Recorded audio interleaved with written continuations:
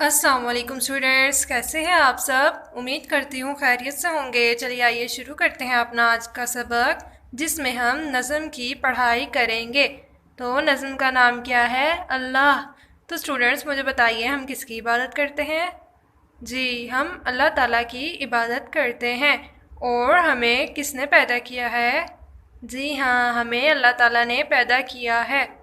और दुनिया की हर चीज़ किसने बनाई है? जी हाँ, अल्लाह ताला ने। तो स्टूडेंट्स अब हम नज़्म की पढ़ाई करेंगे। किसने बनाया फूलों को? फूलों को अल्लाह ने बनाया, फूलों को फूलों को। किसने बनाया तितली को? तितली को अल्लाह ने बनाया, तितली को तितली को। किसने बनाया मछली को? मछली को अल्लाह ने बनाया, मछली को मछली को। किसने बनाया हम सबको? हम सबको अल्लाह ने बनाया, हम सबको हम सबको। तो स्टूडेंट्स नज़्म पढ़ने के बाद चलिए आइए इसके कुछ मुश्किल अल्फाज देख लेते हैं।